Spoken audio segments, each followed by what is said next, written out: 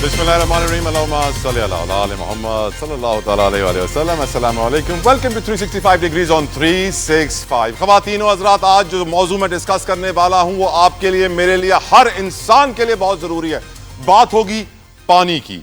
हम जानते हैं पानी जो कि ज़िंदगी की अलामत है, पाकिस्तान के लिए मौत बन जाती है। वजह यह है कि हम तैयार नहीं होते हैं। हर 2-3 साल के बाद सैलाब भी आता है, हमारे यहाँ डैम्स के ऊपर आवाम को डैम फुल बना दिया जाता है और क्या कुछ नहीं होता।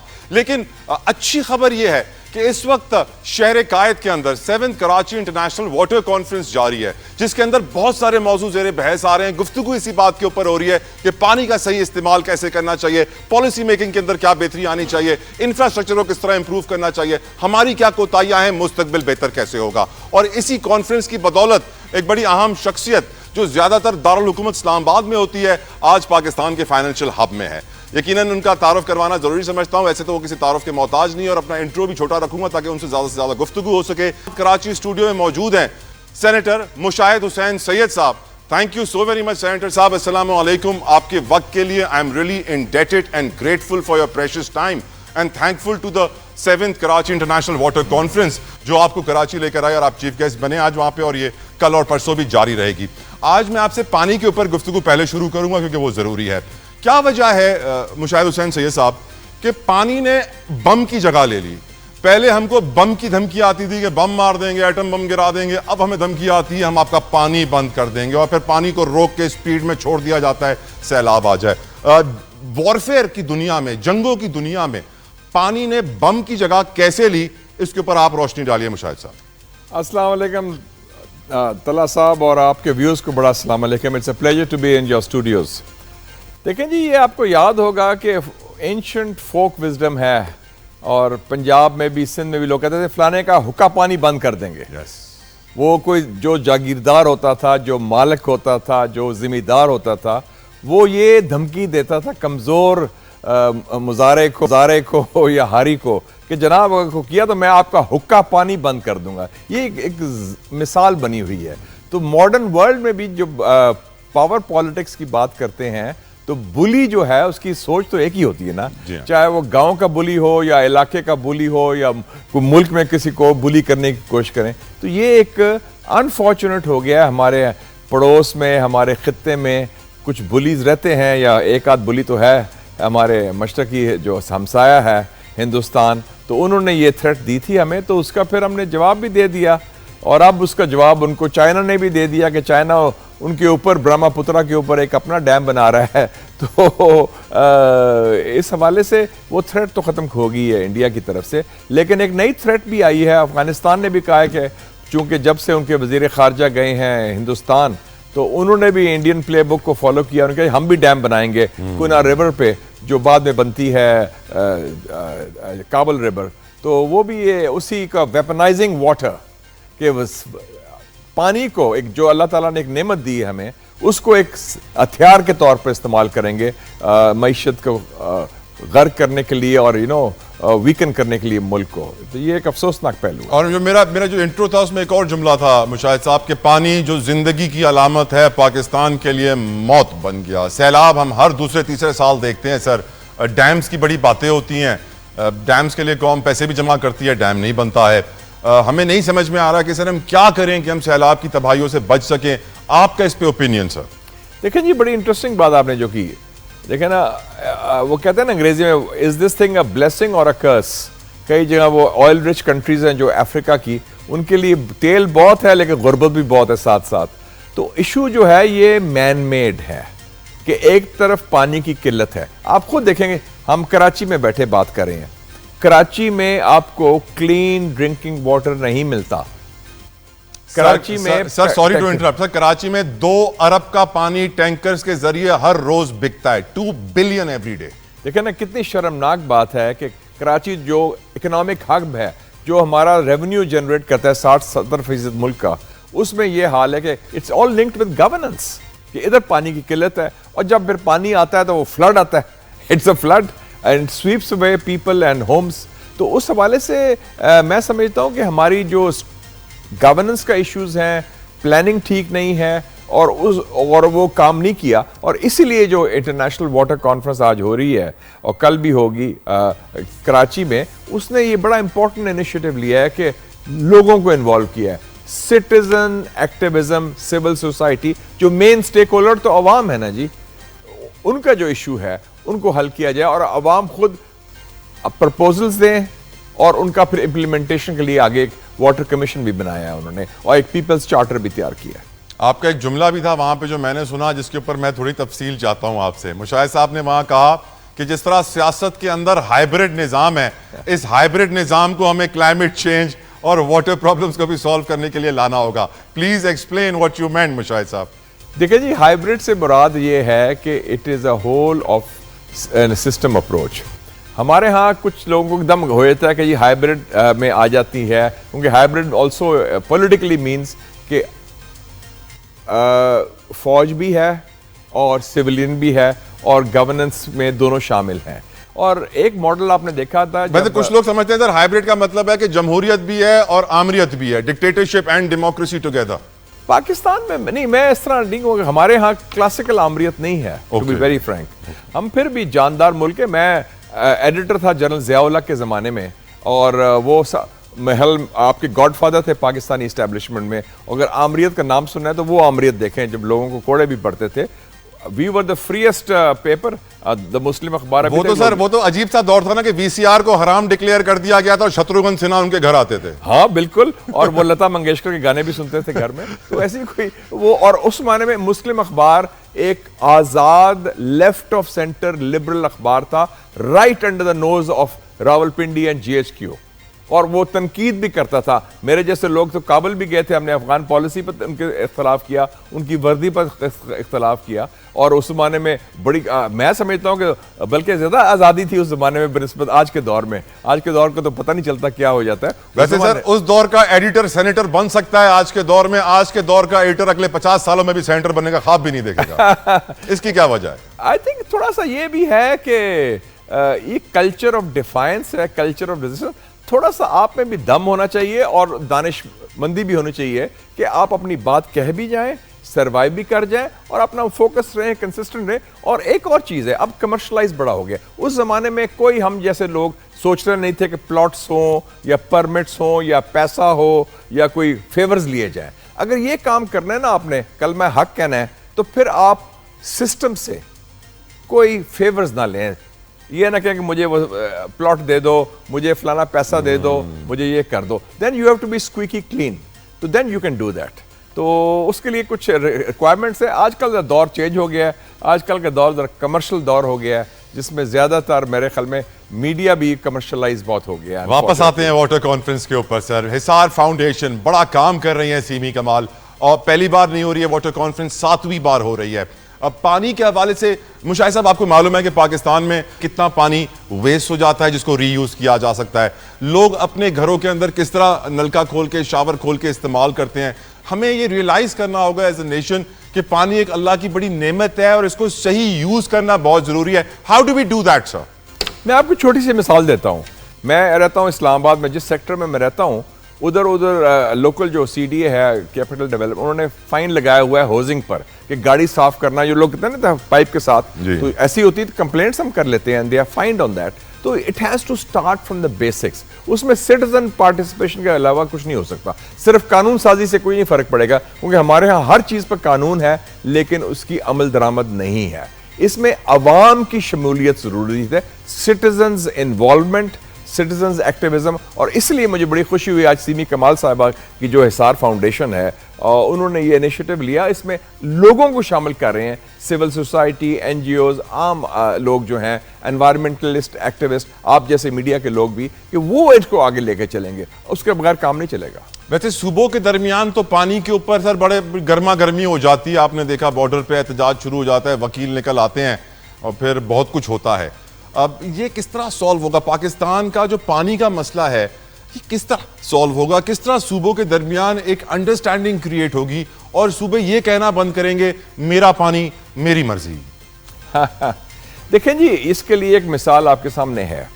1991 में वाटर अपॉर्चमेंट अकॉर्ड हुआ था जी, और बड़ा कामयाब हुआ था। खुश उसलूबी से हुआ था।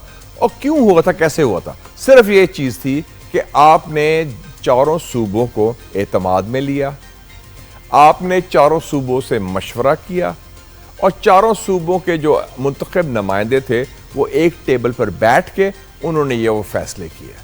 आज आपने सिर्फ एक और बात की कि अगर बिलियन ट्रीज सुनामी आ सकता है तो फिर मिलियन पॉन्ड्स भी बनने चाहिए, ये प्रोग्राम भी आगे बढ़ना चाहिए। सर, हम देखते हैं कि चाइना इतना बड़ा डैम बनाता है कि दुनिया का सबसे बड़ा डैम, और बताया जाता है कि उसने काफ़ी सारी चीज़ें हिला के रख दी दुनिया में। हम देखते हैं कि सर इंडिया हो, दूसरे मुल्क हो, तरक्की याफ्ता मुल्क हो, वो डैम्स के ऊपर जोर देते हैं। लेकिन पाकिस्तान के ऊपर एक प्रॉब्लम आया था कि हमने कालाबाग डैम के ऊपर ऐसी कंट्रोवर्सी बनती हुई देखी, इतने नेगेटिव सेंटिमेंट्स पाकिस्तान में क्रिएट हुए कि फिर डैम का जिक्र आते ही पहली चीज कालाबाग डैम आती है, लोग कहते हैं उसका जिक्र नहीं कीजिएगा, नहीं तो मैं नाराज हो जाऊंगा, हमारे जज्बात मजरू हो जाएंगे। आज पाकिस्तान में डैम बनना एक ख्वाब ही है। क्या आप समझते हैं ख्वाब कभी पूरा होगा? क्या हमें डेवलप्ड नेशंस की तरह भी यहाँ पे रेजर्वॉयर्स, मिलियन पॉन्ड्स, डैम्स की तरफ बढ़ना होगा, या फिर ये भी पॉलिटिक्स की नजर हो जाएंगे? सर देखिए ना, ये बड़ी इंपॉर्टेंट बात आपने की। कालाबाग डैम का भी ये हुआ कि जब कंट्रोवर्सी शुरू हुई तो उसको एड्रेस नहीं किया गया, और एड्रेस किया जा सकता था लेकिन किसी की ना हिम्मत थी, ना विल थी, ना सलाहियत थी, और वो लिंगर होता गया। अब ये नामुमकिन हो गया है, चलो उसको तो ख़त्म करें। लेकिन आपका जो इशू है पानी का, उसके कई तरीके हैं। ज़रूरी नहीं कि you have to build a large dam for that. जैसे आपने बात की वाटर रिजर्वॉयर की, जैसे सीमी कमाल साहिबा ने बात की है ये पॉन्ड्स की, ये कैनाल्स की।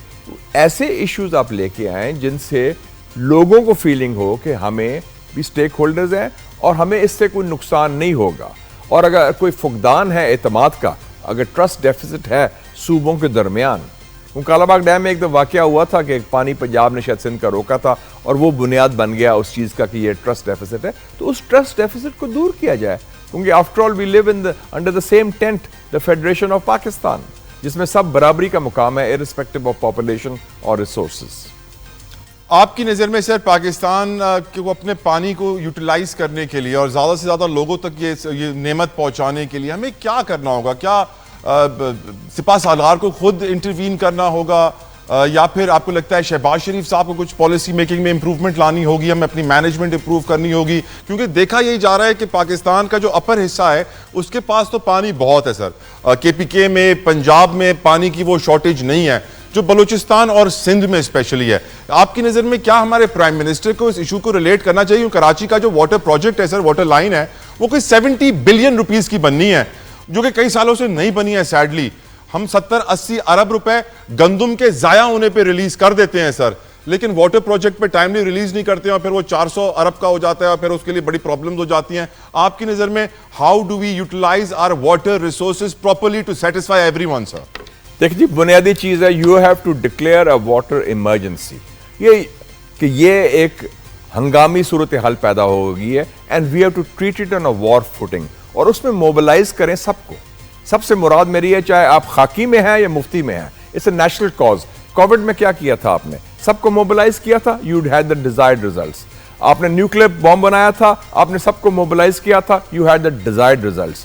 और CPEC में भी शुरू में आपने सबको मोटा, सब ऑन बोर्ड थे, you had the desired results. तो बड़ा सिंपल है इस में। और दूसरी बात यह है कि प्रायोरिटीज अपनी चेंज कर लें। ये रवायती डायरेक्टिव देने से कुछ नहीं होगा। ये जो है आपने ठीक कहा, जहां पानी का मिकदार ज्यादा है उधर कंजर्वेशन स्ट्रेटेजी होनी पड़ेगी और उसकी इंप्लीमेंटेशन आप इंश्योर करें। ये सिर्फ नहीं कि हमने कह दिया, डायरेक्टिव इशू कर दिया और उस हवाले से it has to be a water emergency. और जो आपकी रवायती गवर्नेंस है जो ब्यूरोक्रेसी के थ्रू हो रही है, या वैसे जो प्राइम मिनिस्टर और चीफ मिनिस्टर कर रहे हैं, वो तो गपशप ही है, चलते हैं, they are waiting for it's more of fire brigade approach, जहां आग लगती है आग बुझाओ, लेकिन कोई स्ट्रेटेजिक विजन नहीं है, प्रीएम्प्टिव अप्रोच नहीं है कि मसले को हमने हल करना है once and for all. They are waiting, as they said, आज भी बात हो रही थी कि they are waiting for the next disaster. आपने कहा फायर ब्रिगेड अप्रोच, मैं इसे कहूंगा फायर स्टार्टिंग अप्रोच, के पहले आग लगाओ और फिर ब्रिगेड को भेज दो। ये उससे भी खतरनाक है। कुछ लोग है कि वो तीली लगाते हैं, खुद वो गड़बड़, दैट शोज बदनीयती। मैं बात कर रहा था नालायकी की, लेकिन आपने ऐड कर लिया एक और फैक्टर, बदनीयती। Well said sir. शायद साहब, हमने आपसे पहले से पानी की बात की, अब हम लोकल पॉलिटिक्स की बात करना चाहते हैं। आपकी नजर में इमरान खान को और कितना जेल में रखा जा सकता है? क्या वो अगले 10-15 साल भी जेल में गुजार सकते हैं? और इसका इंपैक्ट पाकिस्तान की पॉलिटिक्स के ऊपर, जिस तरह पीटीआई को खत्म किया जा रहा है और दूसरी जमातों को प्रमोट किया जा रहा है, आपकी नजर में आज जो हाइब्रिड जमहूरी निजाम है वो किस कदर कामयाब है? क्योंकि बहुत सारी अफवाहें गर्दिश कर रही हैं कि ये निजाम अब ज्यादा देर नहीं चलेगा। Your views on it Mushahid Hussain Syed साहब। देखें जी तला साहब, हमारे मुल्क की कुछ हकीकत हैं, तल हकायक कह लें, कुछ रियलिटीज़ हैं और वो ट्रैक रिकॉर्ड बड़ा वाज़ेह है। एक तो ये है कि सियासतदान की मौत सियासी हो सकती है, डंडे के ज़रिए नहीं हो सकती। जितनी देर तक कोई सियासतदान मकबूल है, अवाम के दिलों में है, तो उसको आप डंडे से या कानून की तरफ से नहीं और ख़त्म कर सकते। जुल्फ़िकार अली भुट्टो को फांसी मिली the day general Ziaul Haq went, next day Peoples Party power में आ गई इलेक्शन के जरिए। मियां साहब को एग्जाइल भेजा, जब वो ख़त्म हुआ उनका दौर, तो उसके बाद मियां साहब पावर में वापस आ गए। तो ये एक रिवॉल्विंग डोर है हमारे यहाँ, from power to prison and prison to power. Asif Zardari साहब के खिलाफ कितने केसेस थे?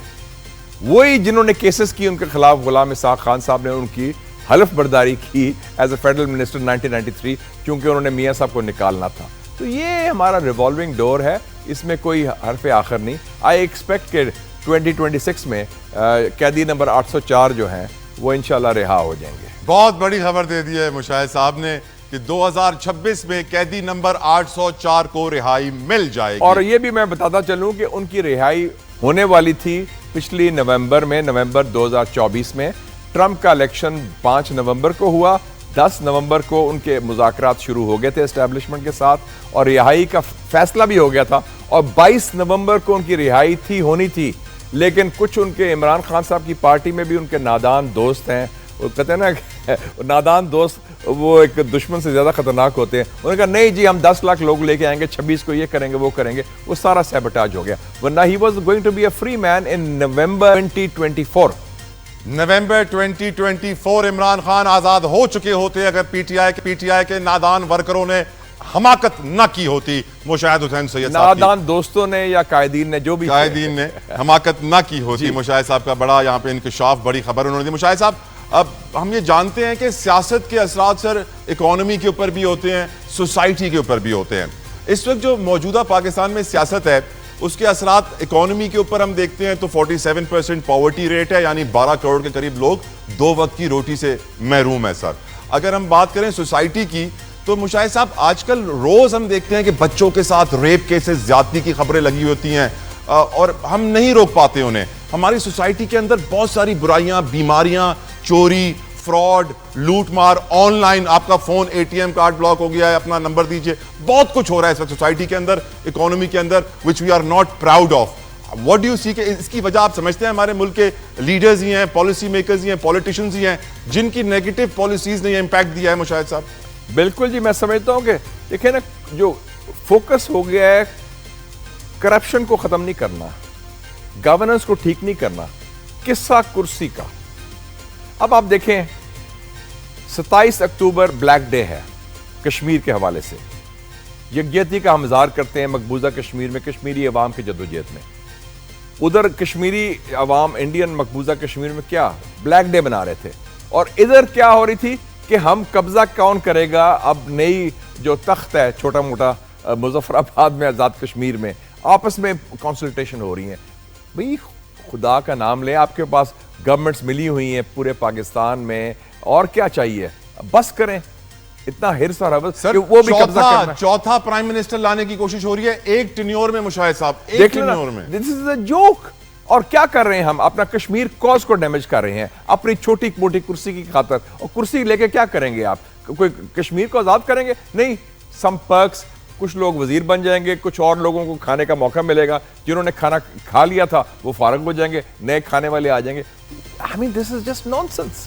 ये कोई दिस नॉट सीरियस गवर्नेंस। ये इशू है जिसलिए आप कह रहे हैं, आप जो बात कर रहे हैं चाइल्ड रेप की, आप जो बात कर रहे हैं ये फ्रॉड चीज की, आप जो बात कर रहे हैं जो लोग हमारे ड्रग ह्यूमन स्मगलिंग करते हैं, आप उसकी बात करें। कितने लोग आपके जेल में हैं, कितने लोग डूब गए हैं बिकॉज ऑफ करप्शन, उनमें से कितने लोगों को आपने सजाएं दी हैं, कितने लोगों को आपने पकड़ा है। तो क्योंकि governance is it's all about कि मैं कुर्सी में लेके अपना क्या फ़ायदा उठाऊं, अपनी फैमिली के लिए, अपने कबीले के लिए या अपनी पार्टी के लिए? मुल्क का तो सोच नहीं रहा, अवाम का कोई सोच रहा है। तो that is the core issue and that has to be rectified. हम अवाम का उनको सोचने पर कैसे मजबूर करें? एक सवाल है सर, हम रोज मीडिया पे शोर मचाते हैं अवाम के लिए, गरीब भाइयों के लिए, लेकिन sadly rich gets richer, poor gets poor. उनको तो परवाह ही नहीं है कि सर उनके कान पे जूं तक नहीं रेंग रही। How do we make them realise sir? तला जतोई साहब, आप जनूबी एशिया में रहते हैं और पिछले 3 सालों में 3 जनूबी एशिया के ममालिक में अवामी इंकलाब आए हैं। श्रीलंका, बांग्लादेश एंड नेपाल। करेक्ट। लोग उठे हैं, लोगों ने वजीर आजम के घर, सदर के घर हमले किए हैं। बांग्लादेश में एक हुकूमत जो हिंदुस्तान की हिमायत याफ्ता थी, जो 20 साल से कायम थी, उसको उखाड़ फेंका दिया। वो भागी हेलीकॉप्टर में। प्रेसिडेंट ऑफ श्रीलंका भागा हेलीकॉप्टर में सिंगापुर। वो जो नेपाल में जो प्राइम मिनिस्टर थे शेर बहादुर देउबा, उसकी बीवी को उन्होंने इतना मारा, वो तो मार देना था उनको, घर जाके मारा। ये अब जनूबी एशिया जो हम कहते थे बड़ा सॉफ्ट जगह है, बड़े मासूम लोग हैं ये, और ज्यादा ये धीमे लोग हैं, ये ज्यादा इंकलाबी नहीं है। ये आपके पड़ोस में हो रहा है, इर्द गिर्द। Pakistan can not be an exception to the law of nature. आप इंतजार ना करें कि जिस दिन लोग खुद खड़े हो जाएंगे इस जुल्म के खिलाफ और इस ज्यादती के खिलाफ। आपकी नजर में सर पिछले इंतखाबात इलेक्शंस फ्री एंड फेयर थे? अगर नहीं थे तो पाकिस्तान की तारीख में आज फ्री एंड फेयर इलेक्शंस क्या कभी होंगे भी या नहीं? फ्यूचर में भी कभी होंगे या नहीं? इसी तरह सिस्टम चलता रहेगा? इसी तरह सिस्टम चलता रहा मुशाहिद साहब तो बड़ी टेंशन हो जाएगी। Don't you agree sir? देखें जी, free and fair elections Pakistan की तारीख में 2 दफा हुए हैं और दोनों दफा फौजी दौर में हुए हैं। ठीक। एक दफा 1970 में जनरल मोहम्मद याया खान ने इलेक्शन करवाए जो फ्री एंड फेयर थे, जिसके नतीजे में पीपल्स पार्टी और अवामी लीग इलेक्शन जीती। और दूसरा fair and free election general Musharraf ने करवाए थे 2008 में, जिसके नतीजे में पीपल्स पार्टी और मुस्लिम लीग नून इक्तदार में आए। ये वाहिद इलेक्शंस थे एब्सोल्युटली फ्री एंड फेयर। अब नया मॉडल आ गया हाइब्रिड प्लस, उसमें आपको टेक ओवर करने की जरूरत नहीं, मुबारक हो, मार्शल लॉ लगाने की जरूरत नहीं, you can still run the show. ये आपने एक और इंकशाफ कर दिया है कि हमारा जमहूरी निजाम हाइब्रिड से हाइब्रिड प्लस में चला गया। Hybrid plus. Please elaborate and explain. उसमें यह हुआ है कि पाकिस्तान में एक कंसेंसस आ गया है, चाहे हिज़्ब इख्तलाफ हो या हिज़्ब इक़्तिदार हो। रात 12 से सुबह 5 बजे तक हमारे पार्लियामेंटेरियंस ने मेहनत करके 26वीं आईनी तरमीम मंजूर की सर, और उसके समरात आप देख रहे हैं, उसका इंपैक्ट आप देख रहे हैं। डू यू थिंक कि हमारा जस्टिस सिस्टम बेहतर हुआ 26वीं आईनी तरमीम के आने से या बुरा हुआ? क्योंकि हमने ये देखा सर कि 5 हाई कोर्ट के जज सुप्रीम कोर्ट में इंसाफ मांगने के लिए खड़े हो जाते हैं, खुद चल के जाते हैं, एक जज की डिग्री जाली हो जाती है, फिर 2 मेंबर बेंच बैठते हैं उस जज की डिग्री के हवाले से, तो एक जज साहब माजरत कर लेते हैं, he rescues himself as per the media headlines. आपकी नजर में 26वीं आईनी तरमीम ने निजाम अदल पे क्या असरात मुरतब किए सर? मैं समझता हूं कि सिर्फ 26वीं आईनी तरमीम का इशू नहीं है। 2017 को एक सॉफ्ट कू होता है पाकिस्तान में, और सॉफ्ट कू एस्टैब्लिशमेंट कराती है मियां नवाज शरीफ साहब के खिलाफ, और उसमें वो किसको इस्तेमाल करती है? जुडिशरी को। और वो जुडिशरी अहकामा की बुनियाद पर मियां साहब को डिस्क्वालीफाई करते हैं, जो बिल्कुल फ्रॉड मैंडेट था। उसी तरीके से जिस तरह 1979 में पाकिस्तान की जुडिशरी ने जुल्फिकार अली भुट्टो का जुडिशल मर्डर किया था। तो ये 26वीं तरमीम तो अभी आई है ना जी, उससे पहले भी मेरे ख्याल माफ करना मसले थे हमारे जुडिशरी में, हायर जुडिशरी में भी, जिसमें वो they were handmaiden, they were used as instruments as part of the power game. Senator साहब, यू मीन अदालतें आजाद हैं आज, या फिर आप कह रहे हैं कि जिस तरह पहले भी अदालतें आजाद नहीं थी उसी तरह आज भी अदालतें आजाद नहीं हैं?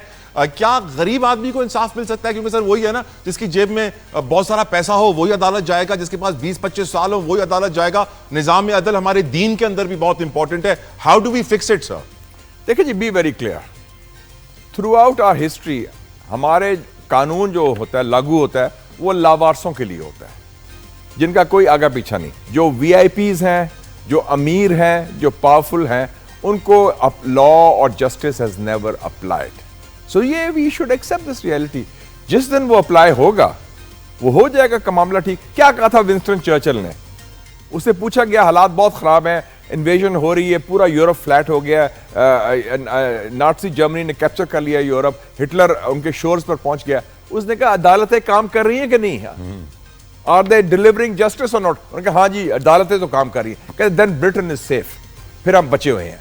इंसाफ मिलेगा तो होगा। हजरत अली का क्या कॉल है? कुफर की हुकूमत चल सकती है लेकिन जुल्म और नाइंसाफी की हुकूमत नहीं चल सकती। ये हजरत अली का कॉल है। क्या पाकिस्तान में अदालतें काम कर रही हैं आपकी नजर में? जिस तरह विंस्टन चर्चिल को जवाब मिला था कि हाँ कर रही हैं, क्या आप जवाब देंगे कि पाकिस्तान में अदालतें काम कर रही हैं? मेरे ख्याल में जुज़वी तौर पर काम कर, जुज़वी तौर पर। ये कुछ जजेस हैं। आप हमेशा ऐसे अल्फाज इस्तेमाल करते हैं मुशाहिद साहब के, ना यहाँ के ना वहां के। यहाँ के लोग भी आपको अपना समझते हैं, वहां के लोग भी आपको अपना समझते हैं, सबके अपने आप। देख, आप फैक्ट्स की बात करें ना। The situation is not black and white. हमारा होता है yes and no, black and white. I am sorry, it's not like that. There is a room. आप देखें, आप कहते हैं जनरल ज़िया की डिक्टेटरशिप में, उसमें मैं कहता हूं कि बड़ी आजादी थी हमें मीडिया को, लेकिन आपकी हिम्मत होनी चाहिए कि वो आजादी किस तरीके से इस्तेमाल करें आप। बिल्कुल ठीक। सर, आपको एस्टैब्लिशमेंट का करीबी शख्स समझा जाता है कि जिनके पास हमेशा एक्सक्लूसिव इंफॉर्मेशन होती है। आपकी नजर में आज जो मुल्क में करप्शन है, मिसमैनेजमेंट है, बैड गवर्नेंस है, उसको सही करने के लिए हमारी एस्टैब्लिशमेंट कोई एक्शन क्यों नहीं ले रही? नैप कुछ क्यों नहीं कर रहा? एंटी करप्शन के डिपार्टमेंट्स कुछ क्यों नहीं कर रहे? ब्यूरोक्रेट्स हमारे सुसाइड कर रहे हैं। Your views on it? I feel unfortunately इस वक्त इशू बन गया है political loyalty is first, corruption is later. अगर आप हैं yes man, yes sir, that is fine. वो आपने कहा था ना, they don't like to hear no. तो उसमें अगर आप चोर भी हैं, करप्ट भी हैं, लेकिन वो कहता ना था ना, एक दफा वो मिलने आया Shah of Iran sir John F Kennedy को। तो जॉन एफ कैनेडी का एक खास आयरिश माफिया का बंदा था। आयरिश माफिया से मुराद है जो आयरिश मैन था, उसका स्पेशल असिस्टेंट था डेव पावर्स, जो उसके साथ बहुत करीब था, लाइक अ फैमिली कॉन्फिडेंट। उसने कहा यार मैं लेट हूँ, उस मीटिंग के लिए शाह ऑफ ईरान आ रहा है, तुम मुझसे 15-20 मिनट गप मारो, entertain him, I will be little late. White House की बात कर रहा हूँ। तो उसने बाद में पूछा, Dave how was your meeting with the Shah of Iran? कैसा बंदा है? वो साडा बंदा है। ये बात है, वो साडा बंदा है फॉर ऑल हिज नुक्स। सो ये अनफॉर्चुनेट प्रॉब्लम है। तो उसमें उसके सारे ऐप जो हैं वो छुप जाते हैं। बिल्कुल नहीं जी, साडा बंदा है, let him do what he wants to do. बहुत खूबसूरत गुफ्तगू हो रही है सेनेटर मुशाहिद के साथ। डिप्लोमेटिक फ्रंट के ऊपर पाकिस्तान ने बड़ी कामयाबियां समेटी हैं और अब भी काफी चैलेंजेस बाकी हैं। वजीर आजम पाकिस्तान मियां मोहम्मद शहबाज शरीफ सऊदी अरब में है। हम जानते हैं कि वो इन्वेस्टमेंट इनिशिएटिव जो कॉन्फ्रेंस है उसमें शरीक हो रहे हैं और उनकी मुलाकात वली अहद के साथ दोबारा हुई है। बहुत सारे MOU साइन हो रहे हैं एनर्जी और पावर के हवाले से, और बहुत इंपॉर्टेंट है ये मीटिंग जो इस वक्त हो रही हैं। सऊदी अरब पाकिस्तान का साथ आप जानते हैं बड़ा गहरा पुराना है, उसके ऊपर भी सवाल पूछना है मैंने मुशाहिद हुसैन सैयद साहब से। मुशाहिद साहब, हम जानते हैं सऊदी अरब ने कहा था कि पाकिस्तान पे हमला हुआ तो समझेंगे हमारे ऊपर हमला हुआ, फिर अफगानिस्तान का हमला हुआ, लेकिन हमने अकेले ने जवाब दिया, सऊदी अरब हमारे साथ शामिल नहीं हुआ। सारे यकजहती जरूर किया, लेकिन जो सऊदी अरब और पाकिस्तान की रिलेशन है, हम सुनते हैं कि सऊदी अरब पाकिस्तान में रिफाइनरी लगाएगा। वो रिफाइनरी कब आएगी, कैसे आएगी, कौन लाएगा, क्वेश्चन मार्क। हम बहुत सारे MOUs देखते हैं, investments, bilateral trade, mutual consensus, ये वो वर्ड्स हैं जो हमने बहुत बार सुने हैं मुशाहिद साहब प्रेस रिलीजेस के अंदर, बट एक्चुअल ग्राउंड के ऊपर डेवलपमेंट, इन्वेस्टमेंट आते हुए हम नहीं देख रहे हैं। हमारी फॉरेन डायरेक्ट इन्वेस्टमेंट, हमारी फॉरेन पोर्टफोलियो इन्वेस्टमेंट वहीं की वहीं खड़ी हुई है। आप थोड़ी रोशनी डालिए सर। देखें जी, आप लिस्ट बना लें कि कितनी मुलाकातें हुई हैं काफी सारी हमारे कायदीन की सऊदी अरेबिया के साथ, UAE के साथ, कतर के साथ। कितने वादे हुए हैं, कितने MOU हुए हैं, और कितनी दफ़ा अनाउंस किया गया है कि अरबों डॉलर्स की इन्वेस्टमेंट आ रही है। मुझे याद है, आपको भी याद होगा, 2019 में मोहम्मद बिन सलमान जो प्राइम मिनिस्टर हैं MBS सऊदी अरेबिया के आए, इमरान खान साहब का दौर था, और अनाउंस किया गया कि 10 अरब डॉलर की रिफाइनरी गवादर में लगेगी। आपको याद हो गया, $10 बिलियन। मैंने बाद में उनसे कुछ सालों के बाद पूछा सऊदी से, उन्हें कहा जी आपने तो फिजिबिलिटी तैयार नहीं की, आपने हमें जमीन भी नहीं दी, आपने वादा किया था 2 चीजों का कि जमीन हम देंगे और फिजिबिलिटी हम बना के देंगे। माशाल्लाह हमने वो काम नहीं किया, और वो $10 बिलियन उसने कहा कि वो पड़े हुए हैं इसके लिए अभी तक, बकौल उनके, अब पता नहीं है कि नहीं। सो बात ये है, नंबर 1 ये एक इशू है आपकी नालायकी का। इस गवर्नेंस सिस्टम के तहत ये तरक्की मुल्क नहीं कर सकता। You have to do radical surgery on how we function as a government or governance system. Be very clear on that. इसीलिए आपने आज जिक्र किया था कि क्लाइमेट चेंज के लिए $700 मिलियन रखे हुए हैं, लेकिन हम इस्तेमाल ही नहीं कर पा रहे हैं क्योंकि हमारी तरफ से तैयारी पूरी नहीं है, ना फीजिबिलिटी ना प्लानिंग। ये देखे ना, ये बात आपके फाइनेंस मिनिस्टर ने कही है कि $700 मिलियन पड़े हुए हैं फॉर क्लाइमेट चेंज। किसी ने प्रोजेक्ट दिया नहीं, फीजिबिलिटी भी तैयार करके नहीं दी, तो ये तो नालायकी है ना जी। फिर नालायकी, नाअहली, हमाकतें, very sad sir. Next question, हम जानते हैं कि हमारे सिपा सालार sir field marshal general Syed Asim Munir साहब की personal interest and direct involvement थी अमेरिका के साथ डिप्लोमेसी में, सऊदी अरब के साथ डिप्लोमेसी में। वो टूर्स में नजर आते हैं, वो तस्वीरों में नजर आते हैं और हम इस डिप्लोमेसी को कामयाब होते हुए देखते हैं। लेकिन फिर हम जब अफगानिस्तान के साथ डिप्लोमेसी देखते हैं मुशाहिद साहब, तो उसके अंदर उनकी डायरेक्ट इन्वॉल्वमेंट या प्रेजेंस नहीं दिख रही होती है, जिसकी आज मैं समझता हूं, in my opinion, you can agree और डिसएग्री, हमें जरूरत है कि अगर हमारे सिपा सालार साहब अफगानिस्तान के साथ डिप्लोमेसी में डायरेक्टली इन्वॉल्व होते, अपनी प्रेजेंस दिखाते, खुद जाते, तो मैं समझता हूं कि ये एक दिन में ताल्लुकात हमारे कहां से कहां पहुंच जाते। डू यू एग्री मुशाहिद साहब? नहीं, नॉट क्वाइट। ठीक, मैं आपसे मुद्दबाना इख्तलाफ करूंगा। जी सर। मैं समझता हूं कि Afghanistan is more tricky than that. Afghanistan में इसलिए ट्रिकी है कि अफगानिस्तान की माजी की हमारी पॉलिसी फेल हो गई है, वो गलत पॉलिसी थी। We talked of strategic depth. फिर एक ज़माना था, मैं खुद मौजूद था, आप कहते हैं खबर दें, 5 जुलाई 2022 को इमरान खान की गवर्नमेंट नहीं थी, प्राइम मिनिस्टर शहबाज शरीफ थे, और हमें नेशनल सिक्योरिटी ब्रीफिंग दी गई जिसमें जनरल बाजवा थे, जनरल फैज़ कोर कमांडर पेशावर थे और general Nadeem Anjum DG ISI थे।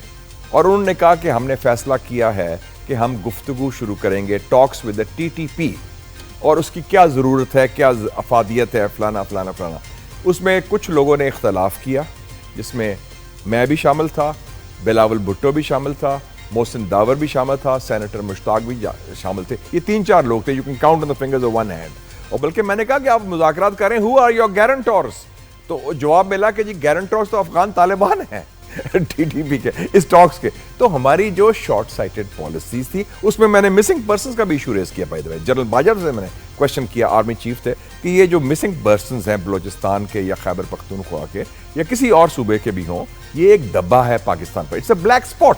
मैं क्या, पाकिस्तान वो मुल्क है जो जमहूरियत की पैदावार है, जिसके लीडर बानी कायद आजम मोहम्मद अली जिन्ना ने इंपीरियल लेजिस्लेटिव काउंसिल में जो था भगत सिंह, जिसको ब्रिटिश टेररिस्ट कहते थे, उसके लिए आवाज़ उठाई थी कि उसके भी ह्यूमन राइट्स हैं। तो मैं क्या, हमारा तो DNA में है इंसानी हकूक़ की हिफाजत और जमहूरियत की पासदारी। तो ये ये जो है मिसिंग पर्सन, तो उन्होंने जवाब दिया कि ये उसका हल ये है। तो मैंने कहा, उसको प्राइम मिनिस्टर थे शहबाज साहब, उस वक्त भी थे, मैंने कहा शहबाज साहब सीज द मोमेंट, ये कानून साजी करें जो कह रहे हैं फौज वाले, और ये ताकि मसला ख़त्म हो। लेकिन पता नहीं उसके बाद बात ही ख़त्म हो गई ना, वो खौफ इतना है, बात नहीं कर सकते, गवर्नमेंट वाले खुद खौफजदा हैं और वो अपने साए से डरते हैं। तो यानी सर, तुर्किया में इस्तांबुल के अंदर डेडलॉक क्रिएट हो चुका है हमारी नेगोशिएशन में। यानी टर्की भी कह रहा है कि मुज़ाकरात करो, दोहा भी कह रहा है मुज़ाकरात करो, कतर, लेकिन इंडियन इन्फ्लुएंस और पैसा इस कदर ताकतवर है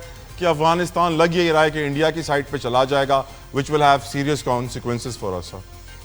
लग ये रहा है कि ये जो दौरा हुआ है उनके वजीर खारजा का 1 हफ्ते का, उसमें काफ़ी एक स्ट्रेटेजिक रीलाइनमेंट हुई है काबुल रजीम की, और उनकी जो हिंदुत्वा जो हैं, जो इस्लाम दुश्मन और पाकिस्तान दुश्मन हुकूमत है हिंदुस्तान की, उनके साथ अब काफ़ी गठजोड़ बढ़ रहा है। लेकिन हम भी अपना होमवर्क ठीक करें। देखें, हमारी काउंटर टेररिज्म स्ट्रेटजी नहीं है पाकिस्तान में। हमने एक बाड़ बनाई थी अफगानिस्तान पाकिस्तान बॉर्डर में, जो 2600 किलोमीटर लंबी है। वो बाढ़ क्या काम कर रही है, क्यों नहीं रोकती टेररिस्ट को? और टेररिस्ट अगर आते हैं तो आप उसका करें अजाला। और बाकी हमने जो कोशिश की है सिर्फ बॉम्बिंग वगैरह से, तो अफगान की जो हुकूमत है they use to bombs and drones, उनको इतना फ़र्क नहीं पड़ता। तो उसमें मेरे ख्याल में रीजनल अप्रोच की भी ज़रूरत है। जो अफगानिस्तान के 6 हमसाए हैं, Pakistan, Iran, China, Turkmenistan, Uzbekistan और ताजिकिस्तान, प्लस रशिया और अमेरिका, हम इनको भी अप्रोच करें ताकि एक रीजनल अप्रोच हो। सबके गिले शिकवे हैं कि अफगानिस्तान की सरजमीन अपने हमसाए के ख़िलाफ़ इस्तेमाल नहीं होनी चाहिए। तो हमारी जो गिला शिकवा है अफगान रजीम के साथ, वो जायज़ है कि उनकी सरजमीन दहशत गर्दी के लिए हमारे ख़िलाफ़ इस्तेमाल हो रही है। उसको रोकना हमारा फ़र्ज़ है और उसके लिए हमें एक रीजनल अप्रोच की ज़रूरत है। सिर्फ मिलिट्री यूज़ ऑफ फोर्स से काम नहीं बनेगा। बिल्कुल ठीक सर। एक और इम्पॉर्टेंट क्वेश्चन, हर पाकिस्तानी की दिल की आवाज़, फ़लस्तीनी भाई बहन हमारे जिन्होंने 2 साल तक इजराइल के मजालिम सहे, बर्दाश्त किए, जेनोसाइड, नस्ल कुशी, अब भी तकरीबन जारी ही है। सीज़ फायर के बाद भी इजराइल ने बहुत दफ़ा उनके ऊपर गोलियां बरसा दी हैं, लोगों की जानें ली हैं। आज ये खबरें आती हैं सर कि मस्जिद अक्सा की बुनियादें खोखली हो गई हैं। ये खबरें दी जा रही हैं इजरायली मीडिया की तरफ से, और ये दी इसलिए जा रही हैं कि वो कहेंगे कि खुद मस्जिद अक्सा नीचे गिर गई, हमने तो नहीं गिराया, प्लान उनका ये बड़ा पुराना है सर कि दज्जाल का पैलेस वहां बनाना है। ये भी खबरें आ रही हैं सर कि आज़रबाईजान, इंडोनेशिया और पाकिस्तानी फोर्सेस मिलकर एक इंटरनेशनल फोर्स बनाएंगे backed by United states of America, जो गाजा में दाखिल होगा और वहां पे पीस कायम करेगा, डेवलपमेंट का काम करेगा, बेहतरी लेकर आएगा। और ये वो खबरें हैं मुशाहिद साहब जो इजरायली मीडिया आउटलेट्स की तरफ से रिलीज की जा रही हैं। मैं चाहूंगा आप इन दोनों पे कमेंट करें सर। पहले तो मैं फ़लस्तीनी अवाम को, बच्चे बच्चियां, मर्द और सबको सलाम पेश करता हूं। उन्होंने जिस जुर्रत के साथ इजरायली बर्बरियत का मुकाबला किया है, ये तारीख में उसकी मिसाल नहीं मिलती। We salute the Palestinians for their struggle, number 1। दूसरी बात है कि यस, पाकिस्तान के अगर ट्रूप्स गाजा में होंगे तो जो फ़लस्तीनी घर से बाहर आएगा तो वो देखेगा मुसलमान भाई है, तो सबसे पहले क्या कहेगा, अस्सलाम वालेकुम माय ब्रदर। उसको पता है कि पाकिस्तानी उसको गोली तो नहीं चलाएगा ना। लेकिन 2 उसमें कैविएट्स हैं, ये 2 प्रोवाइजो हैं। मैं एक तो it should be under United Nations supervision, number 1, और दूसरा उसमें हमास की डिसआर्मामेंट शामिल नहीं होनी चाहिए। We can not be party to that, क्योंकि Hamas is a genuine liberation movement, जंग आज़ादी, तहरीक आज़ादी की है, और वो टेररिस्ट ग्रुप नहीं है, वो इलेक्टेड ऑर्गेनाइजेशन है गाजा की।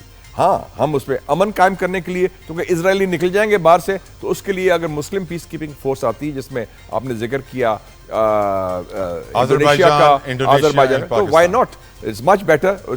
ऐसे ही है कि अगर श्रीनगर की सड़कों में, बारामूला की गलियों में, ऑक्युपाइड कश्मीर में मुसलमान पीस कीपिंग फोर्स आ जाए, तुर्की या इंडोनेशिया की, तो कश्मीरी कितने खुश होंगे। लुक एट द सेंटिमेंट्स, क्या सी चेंज आ जाएगा। और we should be there, yes, to protect the people of Palestine. मस्जिद अक्सा सर बिल्कुल मस्त। और एक और चीज है, जो ट्रंप प्लान में एक खामी है कि वो उसमें डेट नहीं दी गई फ़लस्तीनी रियासत की। फ़लस्तीनी रियासत का जिक्र है, फ़लस्तीनी हक़ खुद इरादियत का जिक्र है, लेकिन डेट नहीं। मैं समझता हूं कि ट्रंप का टर्म खत्म होगा 2028 में। हमें डेट मांगनी चाहिए ट्रंप से कि 2027 में under your leadership there should be a Palestine रियासत विद अल कुद्स अल शरीफ, मस्जिद अल अक्सा जिसका हिस्सा है, यरूशलेम एज इट्स कैपिटल। फ़लस्तीनी रियासत जिसका दारुल खिलाफा यरूशलेम है, जो हमारा क़िबला अव्वल है बाय द वे। और मस्जिद अक्सा को उन्होंने गिरा दिया सर, तो कुछ करेंगे हम या फिर all hell will break loose, फिर नई जंग के लिए तैयार हो जाएं, ज़ायनिज़्म वर्सेस पैन इस्लामिज़्म। आमीन आमीन। Thank you so very much, Senator Mushaid Hussain Sayyed Saab, for your precious time. It's always a pleasure to have you on the show. Indebted for life, sir. Thank you so very much for your time. Viewers, program का अपना feedback social media पे मुझे जरूर दीजिएगा। अपना ख्याल रखिएगा। I'll see you tomorrow. Until then, Allah Hafiz.